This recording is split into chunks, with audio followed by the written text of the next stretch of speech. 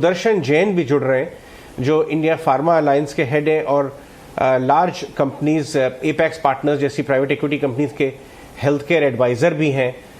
वो दोनों हमारे साथ जुड़ रहे हैं बात करने के लिए। मिस्टर जैन, सबसे पहले आपके पास आना चाहेंगे। देखिए, थर्ड वेव माइल्ड ही सही लेकिन हिट तो हो रही है, बहुत सारे लोगों को हिट कर रही है और इवॉल्व होता जा रहा है सिचुएशन। सिटीजन्स भी इनके साथ अब साथ में जीने के लिए प्रिकॉशन करके धीरे धीरे इवॉल्व हो रहे हैं। क्या चैलेंजेस आप देख रहे हैं इस बार टेस्टिंग फ्रंट पे, वैक्सीनेशन फ्रंट पे? वैक्सीनेशन तो ऑफकोर्स काफ़ी स्पीड से चल रहा है, लेकिन टेस्टिंग फ्रंट पे थर्ड वेव को आपके सेक्टरल एक्सपीरियंस के हिसाब से कैसे हम लोग टैकल कर रहे हैं, आपकी राय में? हम कहना चाहेंगे कि आज मीडिया बहुत अच्छा रोल प्ले कर रहा है, जो एजुकेशन कर रहा है सब पब्लिक का। तो आज हमारे देश में हेल्थ केयर इश्यूज का जान पहचान बहुत बढ़ गया है। उसका बहुत बड़ा फायदा है कि लोग बहुत कॉन्शियस हो गए हैं और हमारी लर्निंग हुई है वेव 1 और वेव 2 से। तो आज ये कोविड ओमिक्रॉन जो नया है वो बहुत स्पीड से फैल रहा है। आज की तारीख में जैसे कल 1,80,000 केसेस थे, एंड ऑफ दिसंबर में केवल 10,000 केसेस थे। तो स्पीड बहुत तेज से है, ये फैल रहा है बहुत तेज से। पर एक इसका पॉजिटिव साइड है कि इसके सिम्टम्स बहुत माइल्ड है। केवल एक फीवर होता है, रेस्पिरेटरी ट्रैक इन्फेक्शन होता है। हॉस्पिटलाइजेशन बहुत कम ऑब्जर्व किया गया है, जो डेल्टा 2 में था और वेव 1 में था। और एक पेशेंट अपने घर पे क्वारंटाइन रह के ट्रीटमेंट किया जा सकता है। आज हर एक घर में ऑक्सीमीटर पहुंच गया है, ऑक्सीजन रिकॉर्ड किया जा सकता है, टेम्परेचर रिकॉर्ड किया जा सकता है और टेलीमेडिसिन के थ्रू डॉक्टर एडवाइस करता है केवल घर पे क्वारंटाइन करना चाहिए। तो डिस्पाइट द फैक्ट कि ये स्पीड से फैला जा रहा है, बहुत से केसेस जो हैं 70 to 80% केसेस आज घर पे क्वारंटाइन रह के ट्रीट किए जा सकते हैं। तो ये हमारी बहुत बड़ी लर्निंग है और मैं मीडिया को भी धन्यवाद देना चाहूँगा, मेडिकल प्रोफेशन को भी धन्यवाद देना चाहूँगा कि आज हम रिलेटिवली बेटर प्रिपेयर्ड हैं compare to earlier times. Covid 1 हुआ था तब तो हम सीख ही रहे थे, 14 दिन का था, एक कोविड स्टॉर्म आता था, टेम्परेचर बढ़ता था, उस टाइम हमारी मेडिसिन दूसरी थी। कोविड 2 में तो बहुत ही हमारा ऑक्सीजन का तकलीफ हुआ, मेडिसिन का तकलीफ हुआ, बेड्स का तकलीफ हुआ। आज हम कॉशियस हैं, आज हम प्रिपेयर्ड हैं और आज हम इसको लाइटली नहीं ले रहे हैं। हेल्थ केयर सिस्टम, हर एक गवर्नमेंट, हर एक प्रदेश आज मॉनिटर कर रहा है पेशेंट को और एडवाइस कर रहा है। तो इसलिए हमें टोटली प्रिपेयर्ड रहना चाहिए और हमें केवल 2-3 राइट।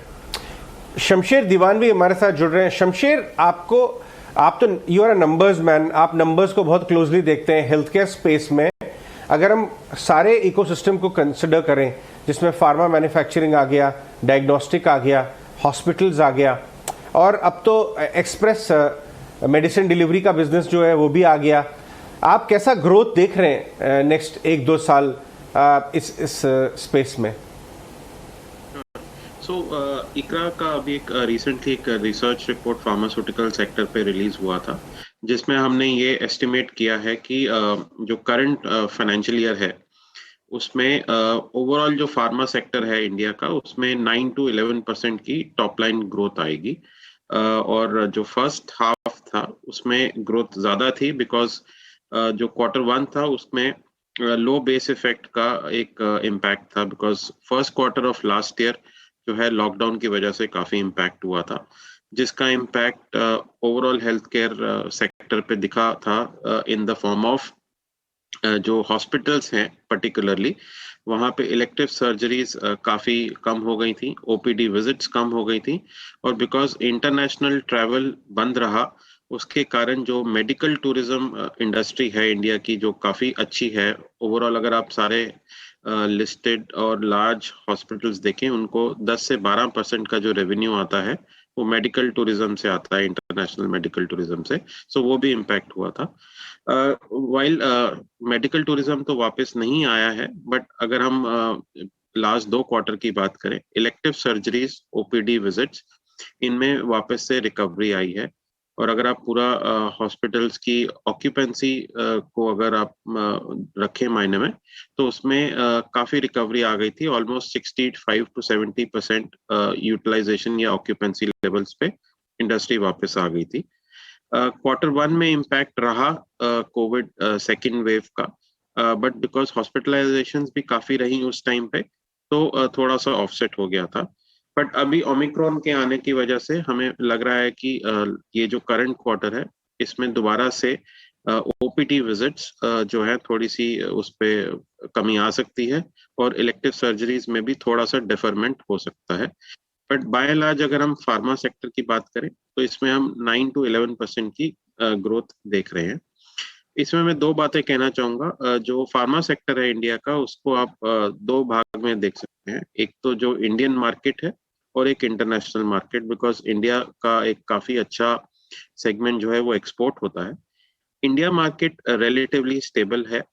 इसमें सेकेंड क्वार्टर में टोटल 14% की ग्रोथ थी, और हम एक्सपेक्ट कर रहे हैं कि ये 13 से 15% की ग्रोथ पूरे साल में रहेगी। बट जो चैलेंजेस है वो इंटरनेशनल मार्केट में है, खासकर की यूएस की मार्केट में, जहां पे काफी प्राइसिंग के ऊपर प्रेशर दिख रहा है। और बिकॉज एक साइड पे रॉ मटेरियल प्राइसेस भी बढ़ रहे हैं, तो कंपनीज को काफी चैलेंजेस फेस करने पड़ रहे हैं।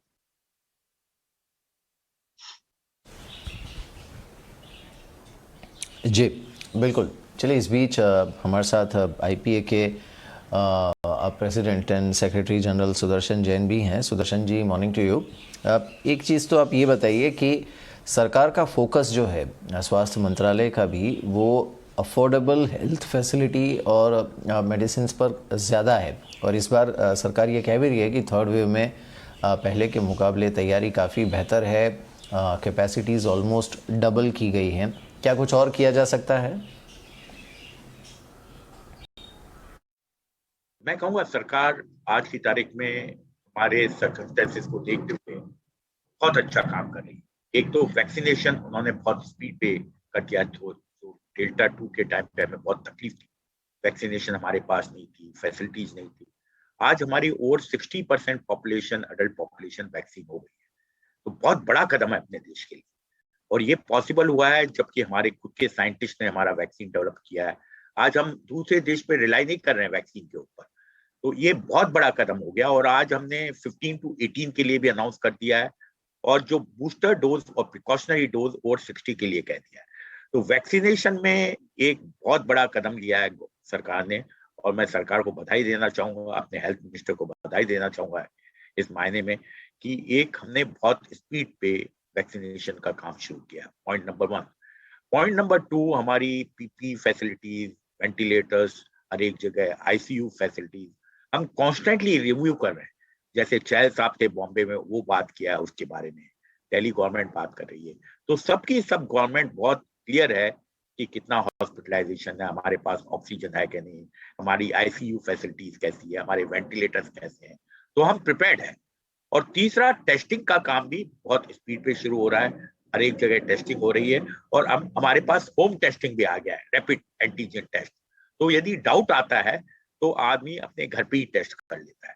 तो रिलेटिवली हम पहले से बहुत आगे बढ़ गए हैं, और हमारी प्रिपरेशन बहुत अच्छी है। पर हमें कॉशियस रहना चाहिए। हमें मालूम नहीं है कितना स्पीड पे जाएगा, डिफरेंट प्रोजेक्शंस हैं, पर ये कहना कितना स्पीड पे जाएगा, इसके लॉन्ग टर्म क्या साइड इफेक्ट्स हो सकते हैं, तो हमें पूरा कॉशन के साथ हर एक आदमी को मास्किंग रह के अपनी हेल्थ का ख्याल रख के आगे चलना है।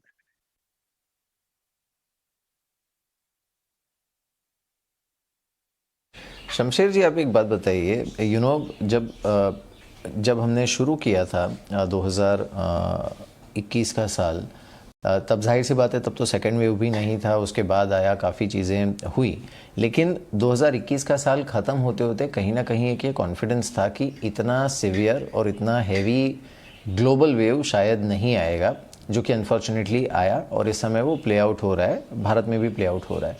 नाउ कंसिडरिंग दैट, 2022 के लिए इस पूरे सेक्टर के लिए आपने अपनी एडजस्टमेंट्स को किस तरह से, एक्सपेक्टेशंस को किस तरह से एडजस्ट किया है, और साथ ही आउटलुक क्या है आपका?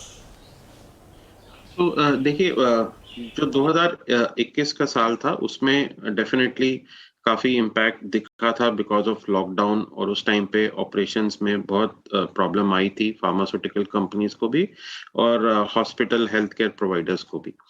बट ये जो साल रहा है इसमें सेकेंड वेव आई मई के महीने में।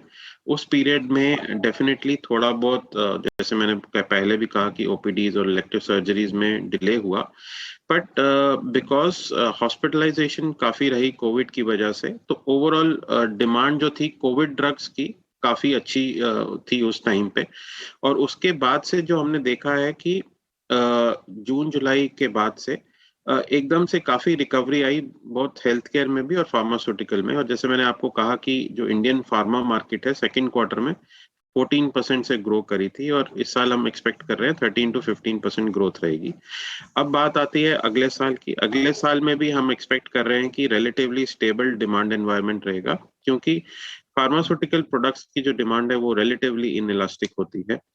दोनों ही टाइप की डिमांड है, एक्यूट थेरेपीज जो इन्फेक्शन रिलेटेड होते हैं, और क्रोनिक थेरेपीज जो लाइफस्टाइल रिलेटेड डिजीजेस हैं, उसमें भी हमें कुछ ज्यादा अंतर नहीं नजर आ रहा। रही बात कंपनियों की मार्जिन्स वगैरह की, उसमें हम थोड़ा सा एक्सपेक्ट करते हैं कि मार्जिन्स में थोड़ा सा जो है डिक्लाइन आ सकता है। उसका दो रीजन है।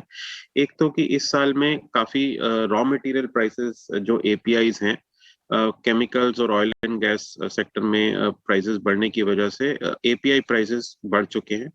और जैसा आप जानते हैं कि इंडिया की चाइना के ऊपर काफी रिलायंस है for some of the APIs, उसमें काफी इंक्रीज आई है। अब क्योंकि वो इंक्रीज जो है एपीआई कंपनीज को, फॉर्मुलेशन कंपनीज को पास थ्रू करने का टाइम आ गया है, तो थोड़ा बहुत मार्जिन में हम इम्पैक्ट देख सकते हैं अगले साल में। दूसरा रीजन मार्जिन में ये भी होगा कि लास्ट 1-1.5 साल से फार्मा कंपनीज ने अपना मार्केटिंग एक्सपेंडिचर और ओवरहेड्स काफी कम कर लिए थे कोविड के चलते। अब वो क्योंकि बैक टू नॉर्मल आ रही है सिचुएशन, अब ओमिक्रॉन को अगर हम साइड पे रखें तो उस चलते भी थोड़ा बहुत कॉस्ट बढ़ सकते हैं।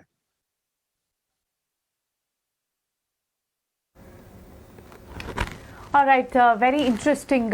शुक्रिया आप दोनों का ही। तो हमारे साथ आज फार्मा इंडस्ट्री पर बात करने के लिए आईपीए के सेक्रेटरी सुदर्शन जैन और साथ ही इकरा के ग्रुप हेड शमशेर दीवान जी बने हुए। आप दोनों का बहुत बहुत शुक्रिया।